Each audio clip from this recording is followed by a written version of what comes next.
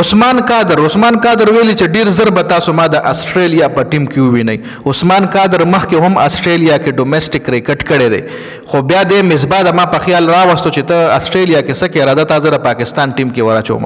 ښه مصباح خو یو څو میچونه ورواچولو، خو بیا د بیخي نام او نشان ختم شو، دله داسې کنسسټنټلی چانسز میلاو نه شو، نو په دې وجه باندې د داسې خاص پرفارمنسز نو د پاکستان ټیم نه بخیر د نوم او نشان ختم شو.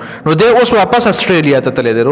استرالیا ته تللی دی، د ټویټ کړی دی، یو انټرویو کې ویلي دي چې زه به ډېر زر تاسو له د استرالیا چې کوم ډومېسټک کرکټ دی کې ښکاره شم، او زه ډېر سخت محنت کوم چې زه د استرالیا دپاره لوبه وکړم، او زما چې کوم ډیسیشن دی په استرالیا کې چې کومې فیصلې کېږي د استرالیا په ټیم کې شاملېدو حوالې سره، نو په پرفارمنس باندې او په میرټ باندې کېږي. نو زه خپل چې کوم دی آی ویل ډو مای بیسټ، لکه مطلب د ویلي په خپل دغه کې چې زه به خپل پرفارمنس، زه به خپل پوره محنت کوم چې زه د استرالیا په ټیم کې شامل شم او زه استرالیا ریپرزینټ کم جی.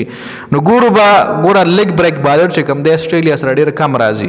نو ګورو به کچري عثمان قادر په خپل فټنس باندې په خپل ویریشن باندې کار وکړو، نو امید دی چې د استرالیا ټیم کې د ښکارا شي او د استرالیا طرف دی گیم وکړي. ځکه استرالیا کې چې کلاړي وي ښه کلاړي وي، نو دا نه ګوري چې دا پاکستاني دی که دا څوک دی، خو چې کلاړي ښه کلاړي دی ټیم ته به راځي، په پرفارمنس باندې او په میرټ باندې راځي چې د پاکستان غونته شفارس دلته نه چلی. خیر، د عثمان قادر حوالې سره تاسو سره لرئ خپل قیمتي رائے موږ سره په کمنټ کې ضرور شریک کړئ.